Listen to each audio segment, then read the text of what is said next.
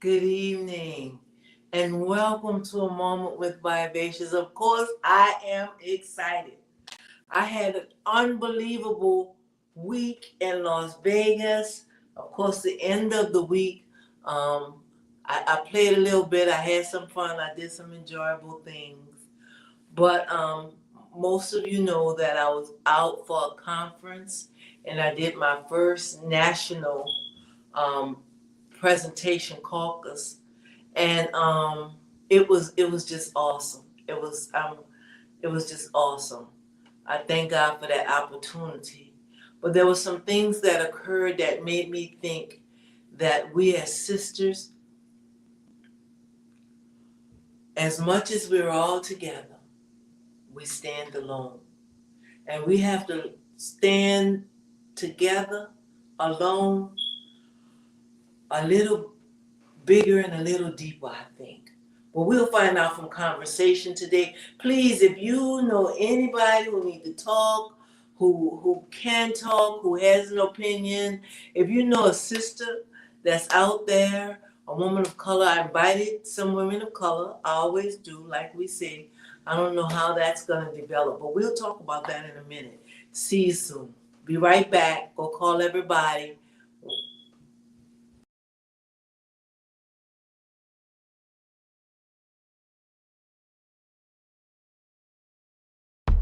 Welcome to A Moment with Vivacious, a freedom ride where we the people gather to build ourselves, our family, our community, and our nation. For the sound of America for Progress has reached critical mass.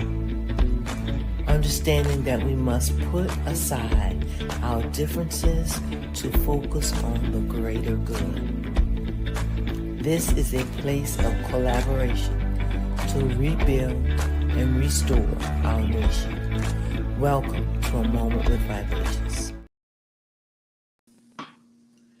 Good evening, good evening. I am so excited to get back home to you. Las Vegas was wonderful, but we're just going to talk. Um, it was good. We talked about, it was a women's conference, a national organization. We had women from all over the nation, and I can really say from all over the world. And I have to take a deep breath because I don't know where to start. So I think I'm going to start where some of the things that I discussed. It was a woman of color um, congregation. I taught the woman of color class. It was women from different nationalities from all over the world. In preparation, for the conference, for the caucus, for the meeting, in preparation, I presented a booklet. And I asked women of color, as we define. Most people say it can't be defined because it's too much diversity in women that we call women of color. The Oxford definition of women from the Oxford Dictionary would be everybody who's not white. But I think we could say women of color. Um, Adding all the things, all the different diversities that we have makes it women of color. Some people feel like there's no such thing, and we don't need to try to make something women of color. So, in bringing up the class, because I was asked to do that class, and it was my first national presentation I ever made. I'm proud of myself. It was beautiful. A lot of participation. And if you were on Facebook that night, you did get to see it. I asked different women from different nations and different walks of life to write an article about something they accomplished, experienced, or felt about being a woman of color. And I think I had one nationality.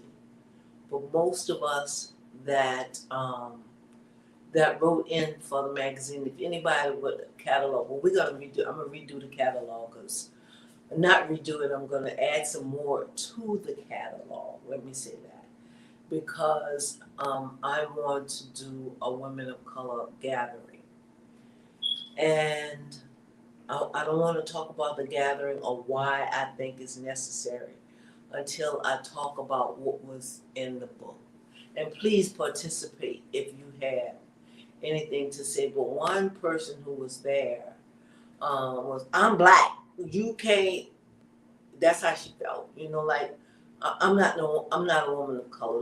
Don't put me in a part of that. I noticed that we did have some other people come, and I was so glad that we did have indigenous women. I talked about some of the things from my study of studying the disparities uh, of indigenous women in America, and they don't have the numbers that we have, but they have the disparities that we have, and just as much and just as many. And I think that what America owes them, of course, I don't believe this. And this was my answer to that person. America owes America to you. America owes. Wait, America owes everything that's on the land. It belongs to you. This was your land. That belongs to you. America owes us for the misuse. And I'm only saying that because I'm missing a word. However, I explained it to her that night. She understood what I was saying. But one thing I feel that's personal when we're talking about um, women of color, and that is, I'm not particular about somebody else jumping in on our cause. Even the indigenous women, when they say, well, indigenous women could come in and whatever the cause was, I said, no, they have their own cause. Let them fight their cause. And I must tell you why I feel that way, and I don't have to, and I'm hoping that some of the things I say you don't agree with, and that there's people out that would comment, even if it's not something I mentioned at this time. But I want us to have conversation. I want us to develop a sisterhood. I want us to be more supportive to one another once again, just like it used to be, than anybody else. You know, when we stood up for each other, there was nobody like that before. But anyway, I was talking about the indigenous women, that I believe that everybody come in when we start fighting for our rights, and we say, okay, you come join us. You're not coming to. Most times, they're not coming to join to fight with us. They're coming to um, support and get support and help and move their cause in. Well, I want to fight for this cause.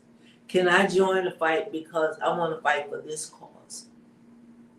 And then once they fight for their cause, they get what they need. They even get laws written for them.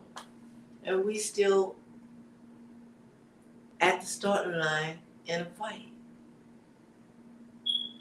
And sometimes we as black women, and I can talk about our history because I am a black woman. I would hope that we will get other women of color to come talk about your issue, because nobody knows your issue like you. Nobody knows your issue like you. Nobody can discuss it like you can. Come help us develop an empathy for your issue. But I believe we're going to fight your issue for you. But our issue is our issue. And one of the things I wrote when I was writing the class, the meeting, when I was writing my presentation, I said that we as Black women has suffered under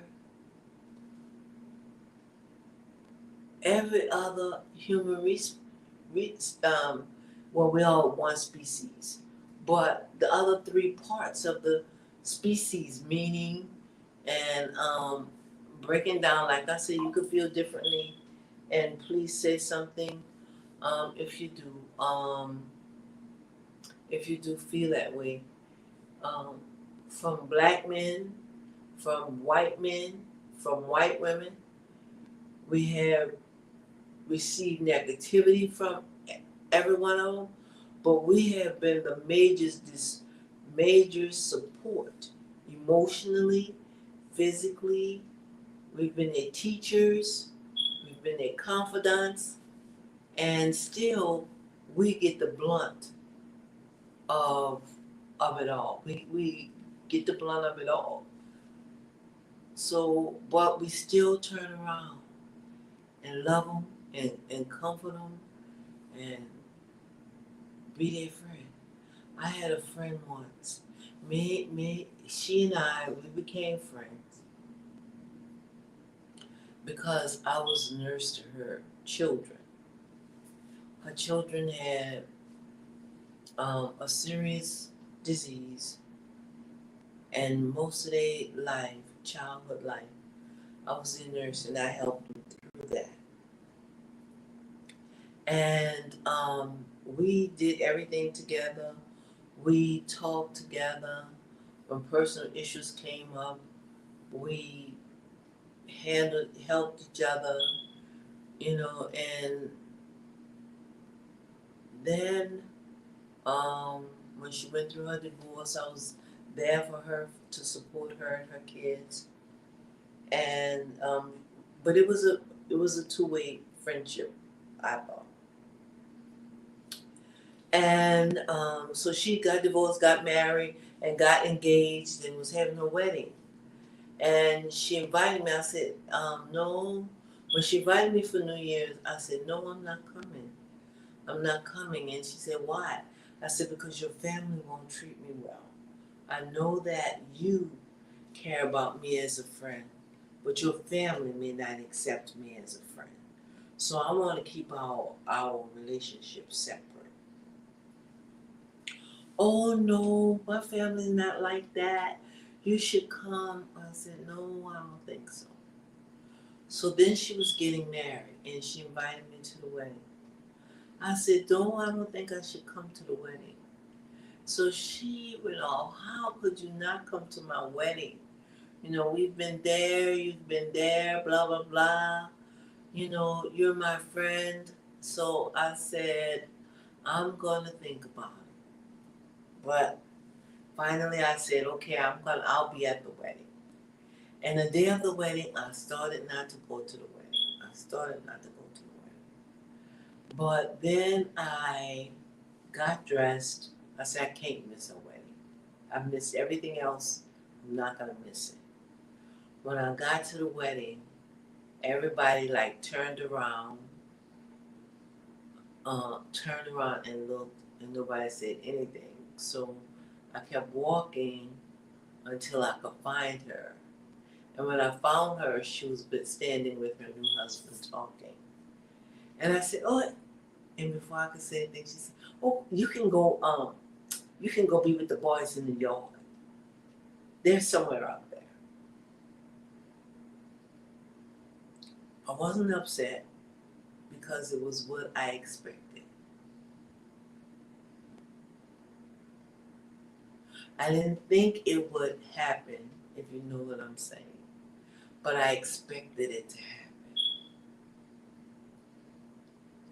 So I went out the other door, walked around and left. The food was smelling good, to be honest with you. I wish I had known how to get some of that food. So a few days later, she called and she said, "Oh, I'm sorry." A few weeks later, "Oh, I'm sorry. I didn't mean anything. I wasn't a good friend." I said, "It's okay. You have a good day." And that was the last conversation I had. And I say that to say how much is real. How much of any of that is real. Now, I'm not saying you can't have a friend of another race. I'm sure somewhere down the line in all my years, I had a friend from another race that I just can't think of. But then Barbara Dozier said, "How much is real?" And I should, Bob, I think that should be the next billboard I make. How much is real? Because I'm trying not to tell you all about this weekend pass, but we found out some stuff, okay? We found out some stuff. We'll get to a little bit of that. But I'm sure somewhere down there, somebody really cared. But maybe it's different. It may from my times when we were coming up and we fought for freedom because we weren't free. And the freedoms that young people have now, the only thing I think is wrong with the fight to be free was that we didn't pass it on to the generation. We should have passed on our fight. But if you had a friend of another race, like the girl Kathy in high school, we were having this big racial thing, right? But that was in the 70s, okay? So we were having this big racial thing. And Kathy came to a group of us black girls and she whispered, "Look, we have this, I'm going to make up a name, Miss Jane Ann. She worked with us, and one night she couldn't go home because it was storming, and we slept in the bed with her. But please, don't tell everybody else. I don't feel that way." But if you really didn't feel that way, why didn't you correct your friends? We can look today in Congress and on the side, just like a lot of black um, black politicians say, "Oh, they denounce him behind his back." Well, guess what? You're not denouncing him. Go stand at his side. If you can't say he is wrong, or you can't say don't do that, that's not right, or if you can't say I don't believe that, then you need me to think you don't believe it. But for real, you believe it.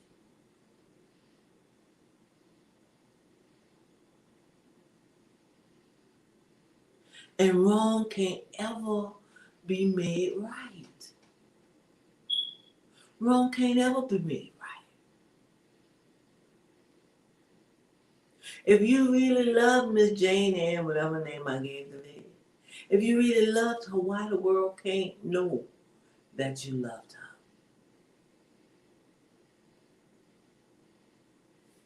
Well, I don't feel that way, but I'm not inviting you because there's people that's going to be around that don't feel that way.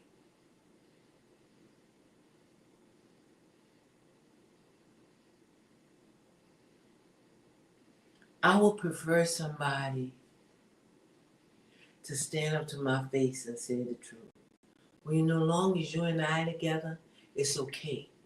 But I choose not to mix you with the rest of my life. I could deal with that because it's real and it's true. And maybe somewhere down inside, I feel the same way. But whether black or white, race don't have anything to do with that. Because there's some people in my life I just don't mix.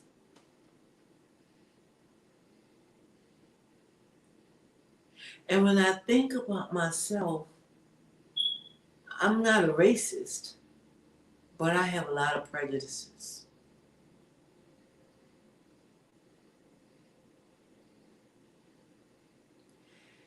And I just went through a really, this weekend past, I just went through a lot of, y'all. I was spiritually and mentally worn out. I am convinced without a shadow of a doubt tonight when I'm home, back in Georgia, home from Las Vegas, and thinking of the warfare. Let me tell you something. We learn spiritual warfare, not for church, not for our needs, when we get out here for war. I am convinced with everything inside of me that racism is a spirit. And it's a very powerful spirit.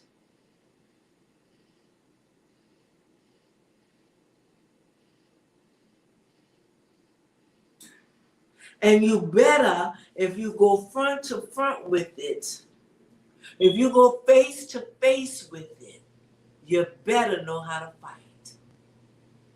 You better know how to war. I don't know if I knew how to war or if it was the Holy Spirit warring through me. But there's some people who's going to remember my name. Because we ain't doing that no more. We're not doing that no more. We ain't doing it no more. That was part of the speech I gave, how we bring everybody out, how we develop all of this stuff, how we build businesses, we build people, we build institutions. Over and over and over, we build these things. We build these organizations. And we don't want to admit it. But it was a woman at the foundation of the civil rights movement.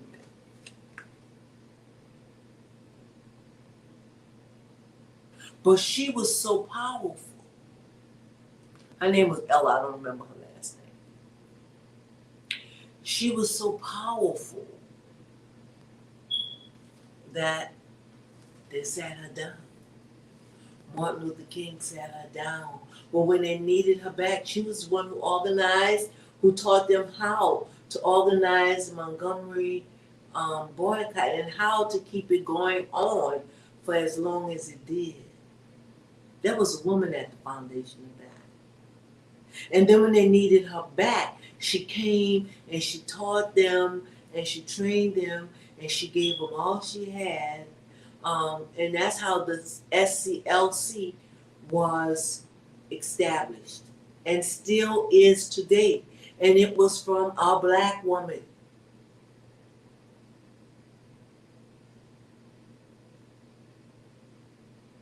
But I believe that every time we pushed out and pushed aside, part of the foundation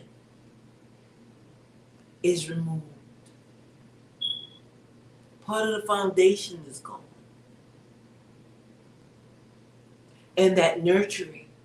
After our babies are born, they're not grown and gone. We breastfeed them. Who's there to breastfeed? Who's there to nurture? Nola Reed said, good night, everyone. Who's there to nurture that baby? So when all of us black woman, is given to a situation or an organization, and then they take her away, there's no one to nurture the baby. So the baby's just eating anything.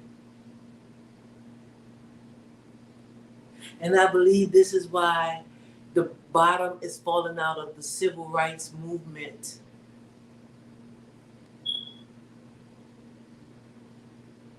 And we can't get a leader now because everyone is following the I want to be the leader. Everybody wants the attention. Not everybody. Of course, I'm generalizing. But so many people, they want a position. They want to be seen. They want to be the lead. They want plenty of money. But no one's willing to die for the cause. No one's willing to work and give it our all.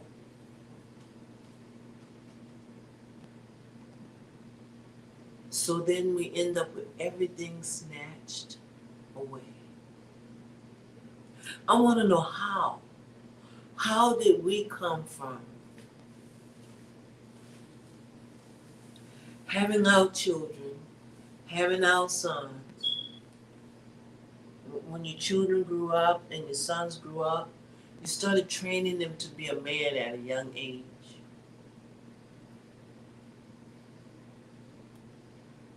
You trained him to have responsibility and make decisions. Critical thinking. So why would you do that? Did you think about what could happen if you did that? Did you understand? Yeah. They learned that there were consequences. I told you to be in here for 9.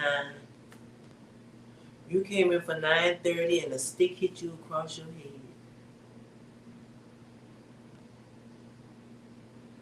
And if you had a job, if parents didn't take money for the house, it's going on, I guess that went according on to the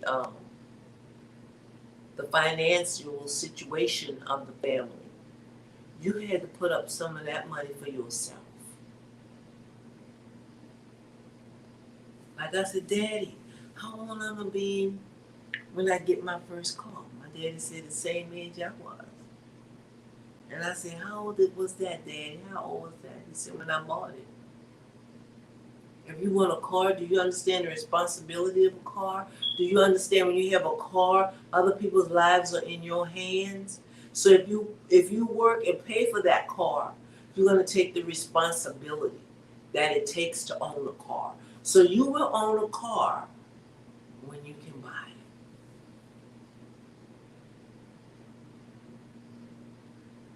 That's not the way it happened anymore.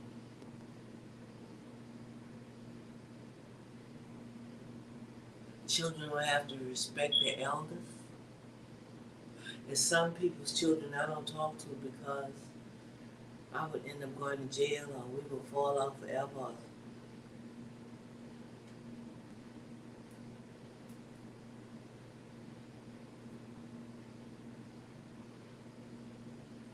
But I told the church, look, it's time out for us ministering to each other.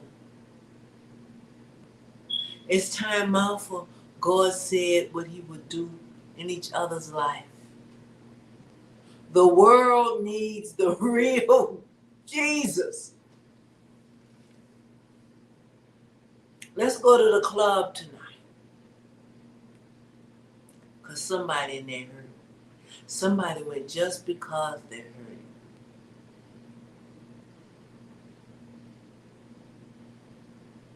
Someone went in there because they just don't have nobody else.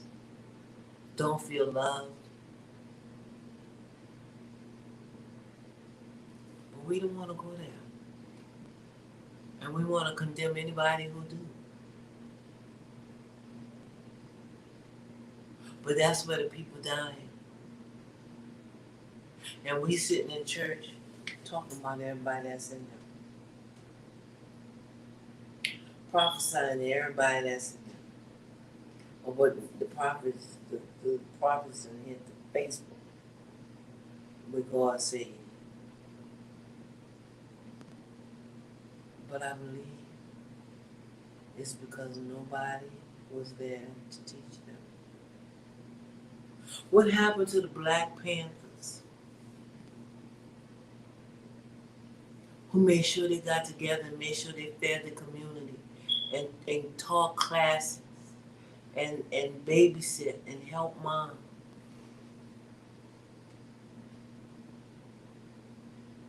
I don't have greater friends than my two sisters.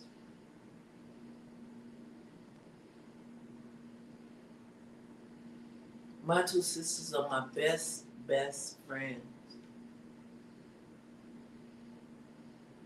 So I was hoping more people would come tonight and more people would participate so we could talk about how do we rebuild us as sisters.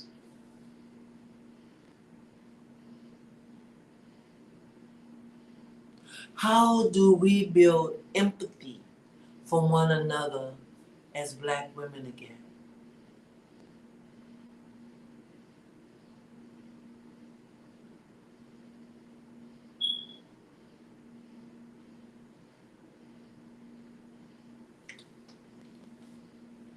And I'm going to tell y'all, for the women of color that was there,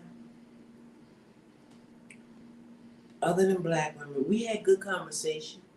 We had good participation. But mostly everybody that wasn't Black came to receive something from us. And I hope I'm making sense to those that's listening. So it was a women of color caucus, but everybody who came wanted something from Black women. What does that tell you about yourself? What do that tell us about us?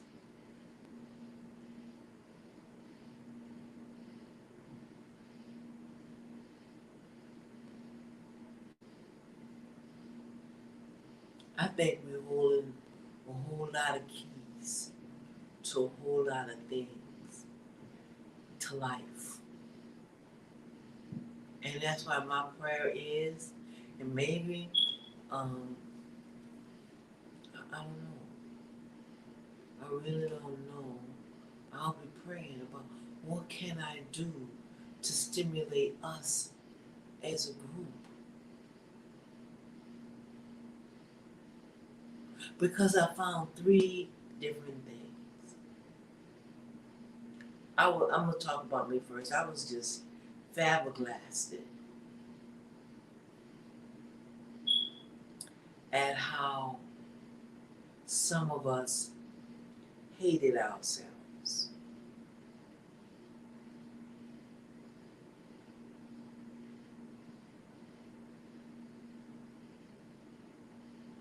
They had a young woman. She was talking to me, Black Cherry. You know how Black Cherry look? She was talking to me, but I am not Black. I am Asian. She said her dad was one part Asian and her mom was another. You know, I don't remember it all. And when I went to her and we had a conversation, it was very offensive to her that I would even dare to think I can stand up and talk to her.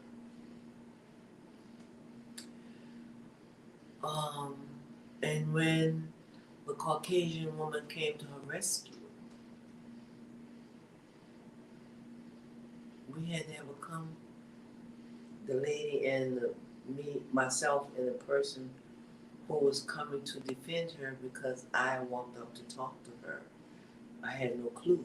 All she had to say if she didn't want to talk to me was, I don't want to talk to you. I don't want to have a conversation with you. Well, we had, me and the Caucasian lady, we had come to Jesus movie.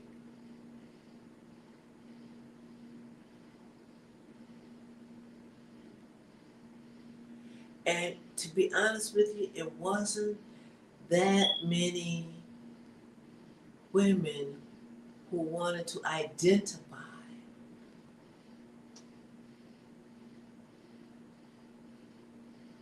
as women of color,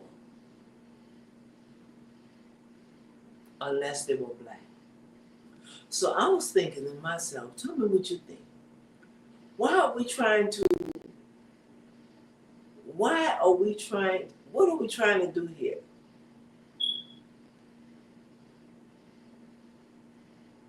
It was almost like, this is crazy. What are we trying to do? What is the woman of color thing?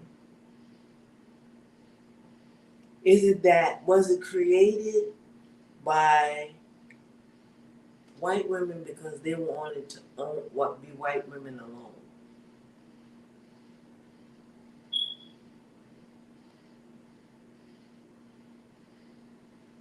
Because everybody else is put into the category of women of color, I believe.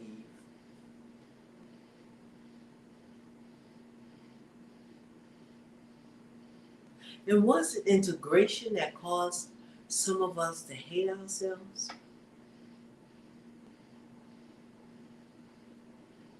And how we'll think everything about us is less. And one of the things that I brought up that night was even our hair. Within the last year and a half, 2 years, there were so many women, I think about 5 or 6, that left the media. And the first thing everybody did was take off the wig. And you saw the natural hair. And now, when I was looking at TV, I saw so many real natural hairstyles. I was like, yes, I'm loving it.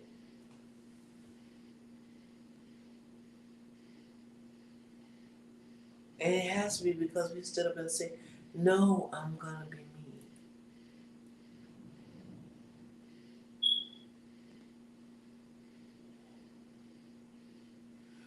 So,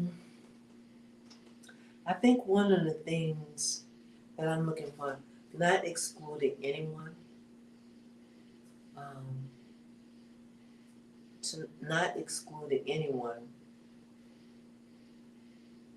but only including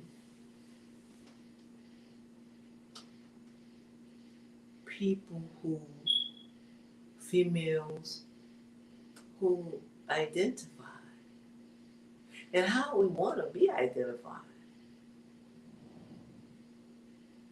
Because when you think about it, when you join other organizations, you're well accepted.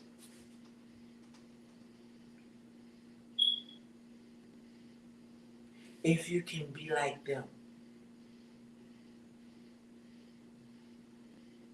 Girl, what are you talking about? Well, let me explain. Even with going to a white church, and I could never understood racism in the church. But this taught me something. I don't know if it was racism, to say racism, or prejudice. I went to the church because worship was so good. And everybody who know me on that level understands that I am a worshiper. And worship was so good. You would always come into the presence of God. It was so beautiful. So I used to go there every Saturday night because they would have church on Saturday nights. So I would go there and just worship. And then one day I was coming from somewhere else and I dressed up to go to church. They didn't dress up. They didn't want it, I guess they didn't want it to be like church, whatever the explanation was.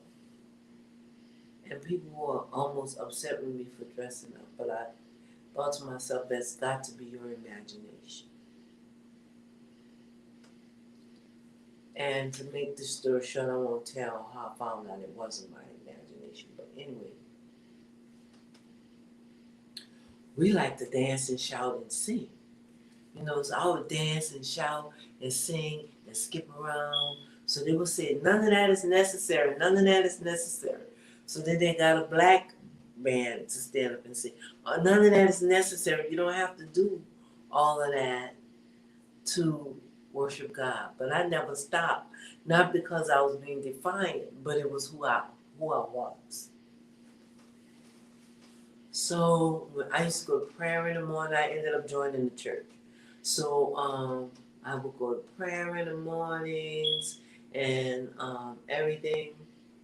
And so then they started prophesying. You know, what you're doing is wicked. You know, I couldn't figure out what. And I kept asking God, Lord, why would you show them what I'm doing wicked and you wouldn't show me? I want to be like you. And I'm praying and praying and praying, trying to figure it out. Well, little did later I found out is that they, and I just stopped going to the church. They, like, did not communicate with me, had cut me off because I was dancing and shouting in church. You know, yeah, yes. They said I was bringing witchcraft to their church.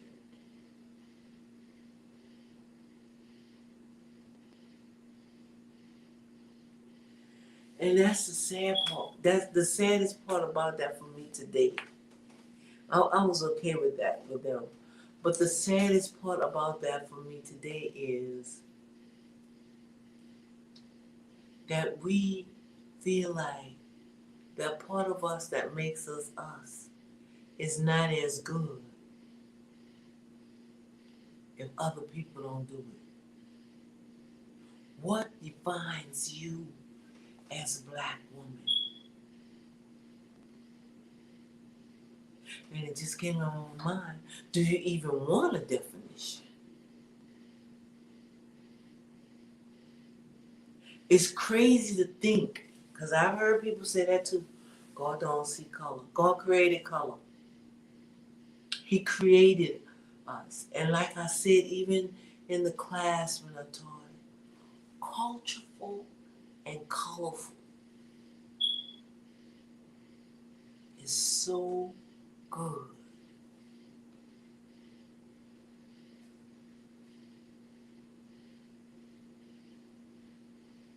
So what defines us?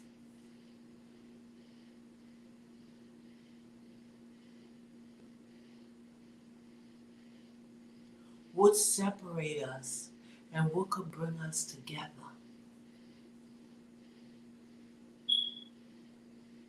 That we dance together again.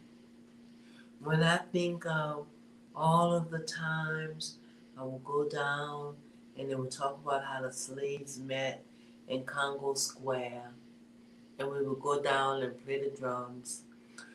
I'm sorry, and dance in the Congo Square, dance together, eat together,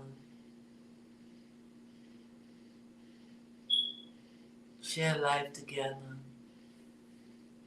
Somebody went down, everybody was there. Everybody was there. Everybody was happy. Everybody was there. And now we don't know each other anymore.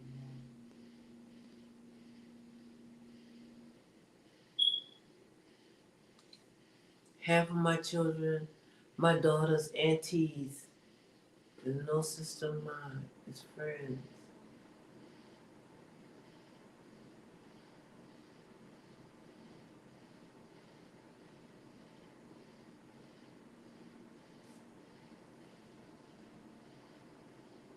So what are we gonna do? Anybody out there have any suggestions on what could we do? What do we do? Do we want to do? Why, if we don't, why not? What do we do?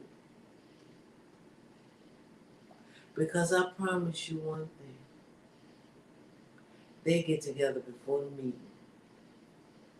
I'm not trying to be like anybody else. But what I'm trying to say is we hold such a value.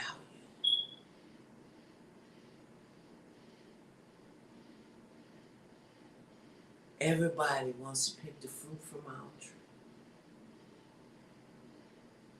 Just think if we were together, nourishing each other's tree.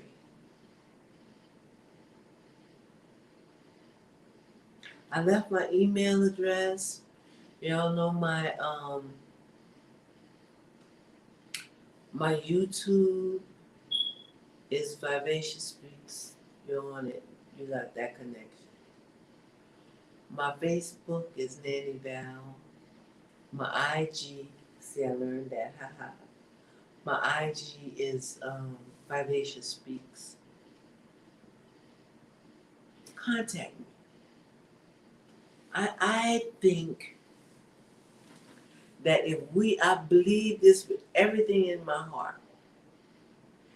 If we come together, Black women, if we unite, we could save our world. I'm telling you, I don't care how crazy anybody think it is. I believe that. If we would unite. Because it's not our nature to cut people off. There's nobody that's going to come to you, no matter their nationality. Nobody can do it like us, that you would turn them away. It's not our nature.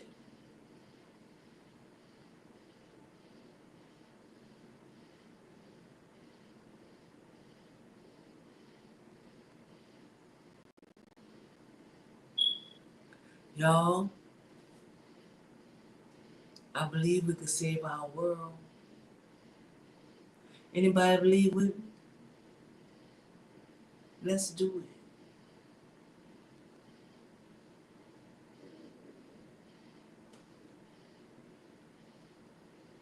We can do it.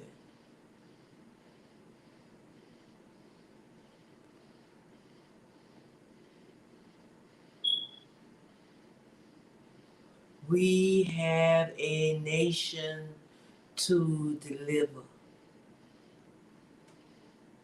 We have a nation to deliver.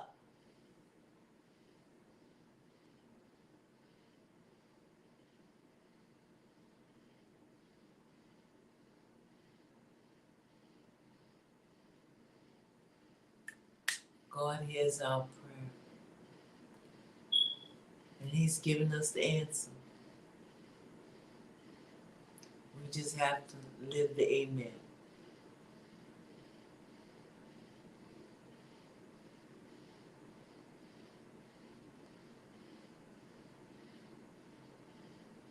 I remember watching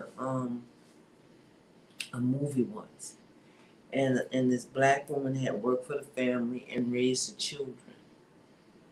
So the children had grown up, and the white boy was doing horrible things to people. He was just doing horrible racial things, and it just wasn't cool. And then I'm just gonna say anime. I don't remember the name of the movie. I can remember this. when Annie Mae caught him on the side and said, "Look, Peter," and she told him some of the things that she had told him raising him, and she had taught him raising him. He couldn't do it anymore. He couldn't do the things that he was doing anymore.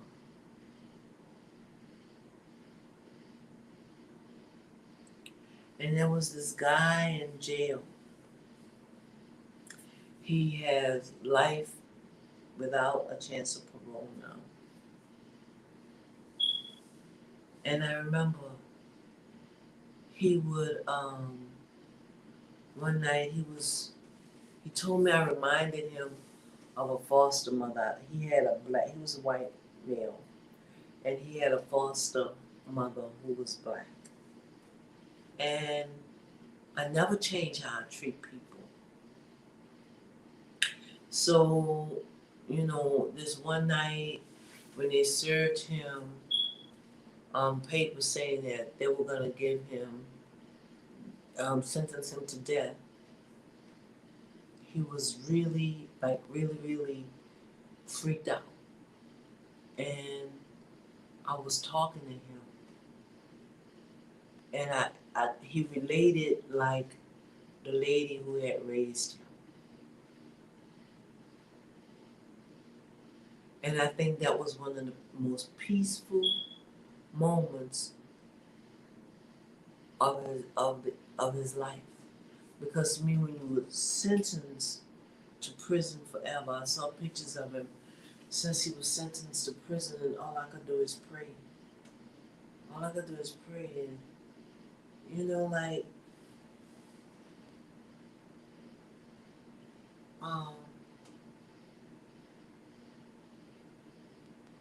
some things I know some people end up in such horrible lives, but that was not the life that God had for them. And I believe in my heart, I'll believe this to the day I die. If that young man, mama had not come out of prison, and they ended up on drugs and living the life that they said we live, but the life that this young man told me he lived with his mom, if they had left him with that black woman,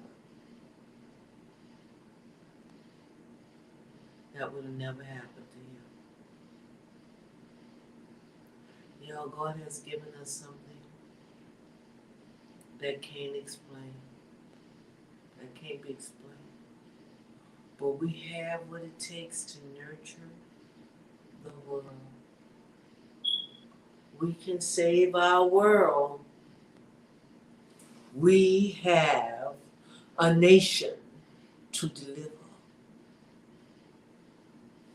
And if you wake up in the middle of the night, or if you think about it in times to come, please email me, message me.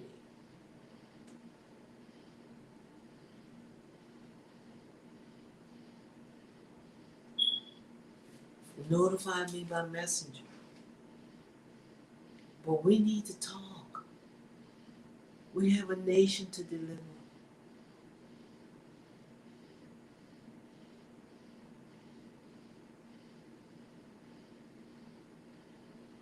Should we try to include them? I'm telling you one thing from my experience this weekend.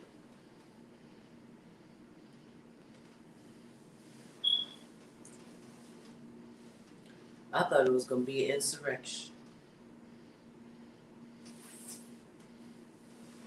For real. Security was called. People had to run to safety till they got it all under control. All over. Black women moving in power. And they want to cut it off. Well, I want to cut it on. I want to unite it.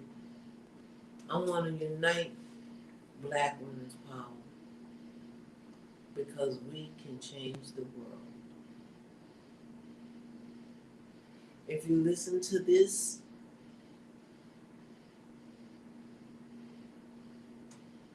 and it's another night, write a message. I'll still see it. You can still leave a message.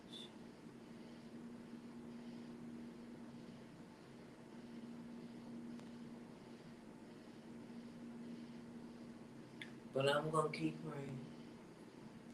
I'm going to keep moving. I'm going to make some Black Women posts on Facebook till our voices rise up.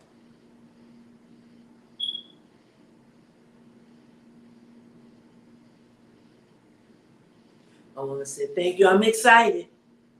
I'm excited. Tonight is my first night. Last night when I got home, like I said, I was from Las Vegas. I was emotionally and spiritually drained. And I slept. I got up this morning and went to work. I made sure I got off from work tonight to be online tonight. So this is gonna be my time to calm down, calm my spirit, calm my physical body, calm my emotions. Y'all would have been so proud of me. I didn't turn nothing over. I barely moved from, my voice never went above this. It went strong, but it didn't go loud. I was in control. That's why I'm telling y'all, I swear I believe it was the Holy Spirit. But for those who believe, but they're gonna remember me. And I'm just gonna ask God for directions. And maybe I'll need to come back and explain some more of what happened. But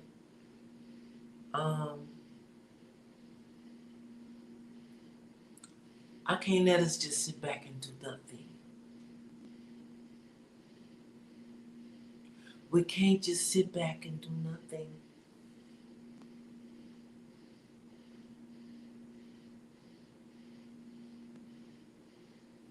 Sisterhood is unpenetratable, I believe. Thank you so much for joining Vivacious Speaks tonight, the New American Revolution. And we'll see you next Wednesday. And look, don't forget, I'll be telling you I'm gonna send it to my I haven't done anything. I wanted to do it like I thought I would do it the night it happened, and it will be out by now.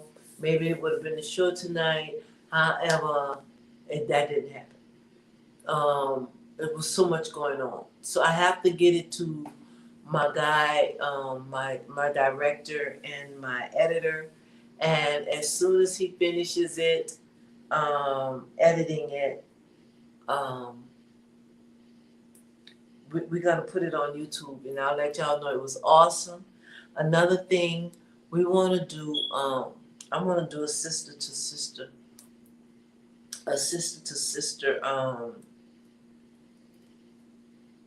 documentary very soon, probably the weekend of August 9th. So if you're interested or know someone who will be good for that documentary, please give them my email address. Don't forget, you can send yours too. Or if you want to put a page and a presentation in the new Women of Color booklet, please send it soon. Look, I'll see you guys soon. Thank you so much for tuning in to Vivacious Speaks, the New American Revolution, and I'll be looking forward to hearing from you. Thank you. Kenzie, can you close us down? Thank you very much.